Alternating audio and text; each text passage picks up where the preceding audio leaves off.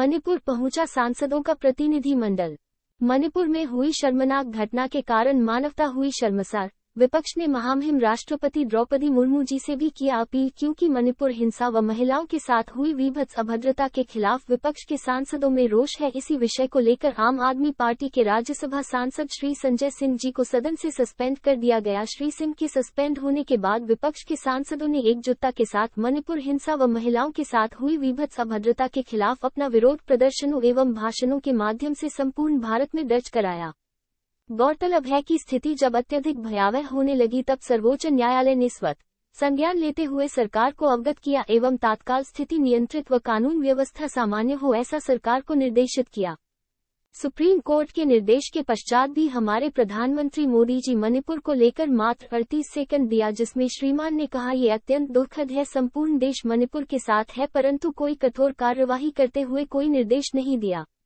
विपक्ष मणिपुर पर चर्चा चाहता है, परंतु मणिपुर हिंसा की तुलना पश्चिम बंगाल एवं राजस्थान में हुई घटनाओं से भाजपा के शीर्ष नेतागण कर रहे हैं।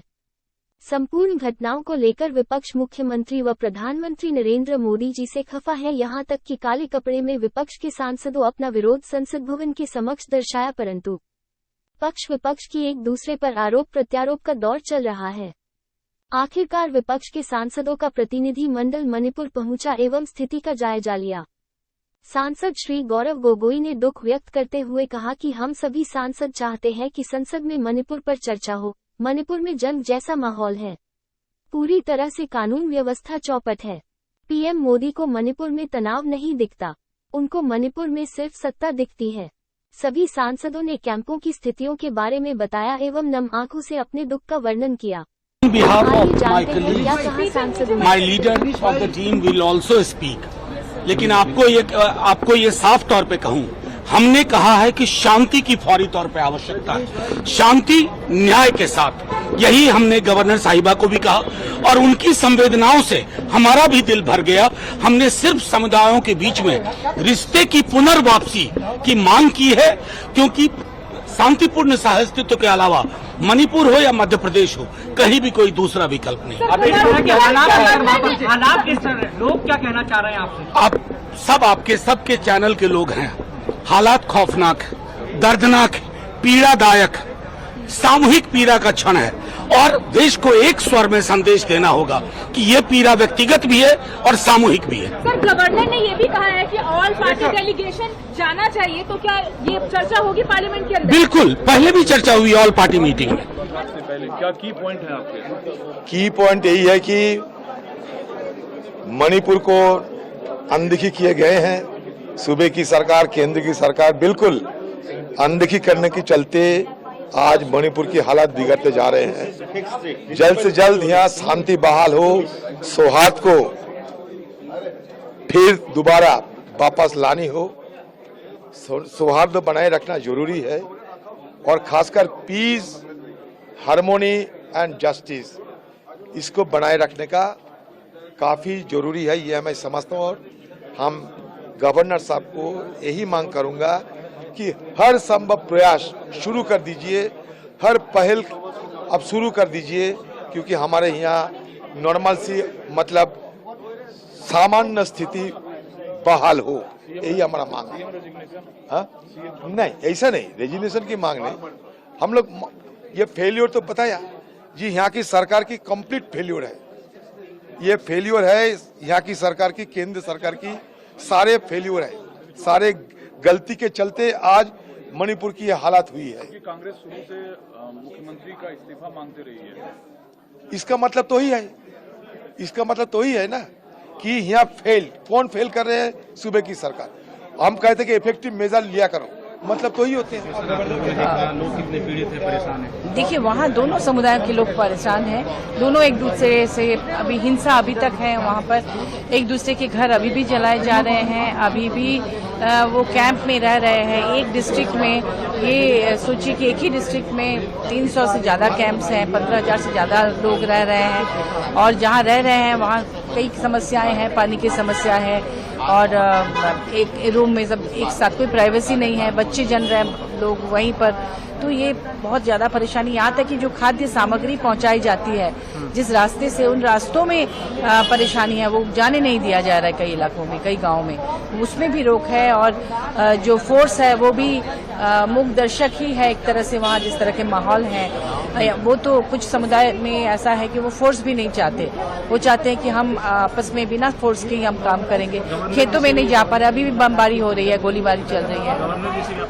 हाँ, माननीय गवर्नर ने तो कहा कि हमें खुद समझ में नहीं आ रहा है, आप लोग कोई रास्ता निकालिए, पहल कीजिए, आप लोग एक ऑल पार्टी मीटिंग कीजिए या जैसे भी करके आप लोग देखिए कि ये हिंसा कैसे रुक सकती है।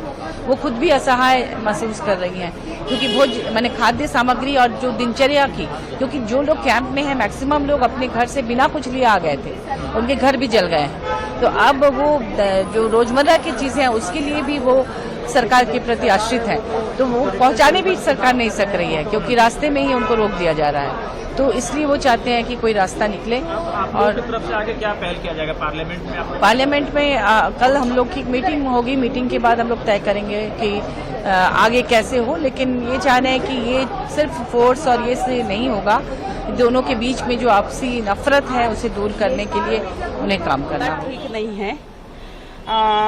कई लोगों का घर जला, बेघर हो गए, 65,000 लोग आज बेघर हुए हैं जो कैंप में रह रहे हैं। और कैंप में ना टॉयलेट की व्यवस्था है, ना बाथरूम की व्यवस्था है, वहाँ पे ना खाने पीने की ठीक से व्यवस्था है। चावल दाल सरकार देने से नहीं होता।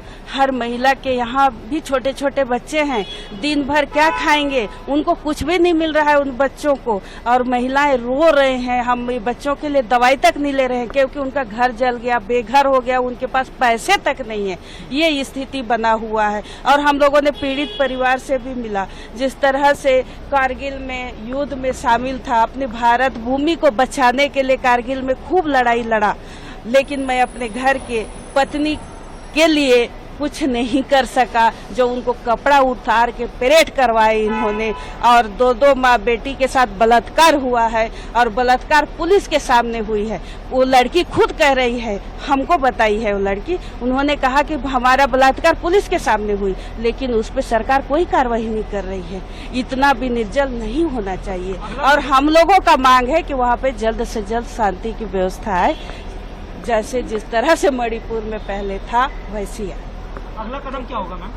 देखिए, हम लोगों ने सही रिपोर्ट बना के, जो हम लोगों ने देखा है, जो वहाँ से उन लोगों से बातचीत की है, जो हमारा जो सही रिपोर्ट होगा वो सदन के पटल पर रखेंगे और मांग करेंगे कि प्रधानमंत्री सदन में आए, क्योंकि हम लोगों 20 तारीख से पार्लियामेंट हाउस चालू है। उस दिन से हमारा एक ही मांग है कि प्रधानमंत्री सदन में आए और मणिपुर पे जवाब दे, मणिपुर पे चर्चा करें। क्या सीएम की इस्तीफे की मांग करेंगे या राष्ट्रपति? देखिए, हम गवर्नर महोदया से मिलकर आग्रह करेंगे कि जिम्मेवारी वो ठीक करें।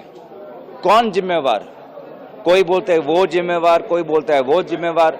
राज्य सरकार, केंद्र सरकार एक किसी और की तरफ उंगली दिखा रहे हैं, लेकिन खुद की जो जिम्मेवारी है वो कबूल नहीं करें। तो जिम्मेवारी ठीक करें। दूसरी बात कि लोग आज भी 3 महीने से शिविर में हैं, कब तक रहेंगे? आज बच्चों का जन्म शिविर में हो रहा है, आज बच्चे आज स्कूल में नहीं जा पा रहे, तो कब तक ये परिस्थिति बनकर रहेगी? तो इसका एक रोड मैप हमको दें, ये हमारी प्राथमिक मांग है, तब जाके एक शांति का वातावरण मणिपुर में आएगा। ऑफिशियली सीएम का रेजिग्नेशन डिमांड करेंगे आप लोग या राष्ट्रपति शासन की कोई मंशा? देखिए, हम तो जिम्मेवारी की बात कर रहे हैं, जिम्मेवारी ठीक किया जाए। केंद्र आज इंडिया अलायंस आई है, प्रधानमंत्री मणिपुर में गायब क्यों? रक्षा मंत्री मणिपुर में गायब क्यों? विदेश मंत्री मणिपुर में गायब क्यों? महिला और बाल विकास मंत्री मणिपुर में गायब क्यों? पूरा प्रधानमंत्री क्या सिर्फ सरकारी उद्घाटन और राजनीतिक सभा में भाषण देने के लिए क्या उनको वोट मिला है? आपके मित्र मनोज झा ने कहा कि यूनियन गवर्नमेंट को हस्तक्षेप करना होगा, मतलब राष्ट्रपति शासन लगनी चाहिए। उन्होंने क्या कहा मैंने नहीं सुना, पर केंद्र सरकार तो व्यर्थ है, केंद्र सरकार तो गायब है। केंद्र सरकार ने और उनके द्वारा जो राजनीति हुई है, आज मणिपुर के टुकड़े टुकड़े वो उन्होंने कर दिया है। लोग अलग अलग शिविर में रह रहे हैं, ये उनकी डबल इंजन की जो गाड़ी है आज पटरी से गिरकर आज हजारों के तादाद के लोगों की जीवन उन्होंने नष्ट। We have learned and whatever heard, it is beyond our expectation what the hardship people have faced.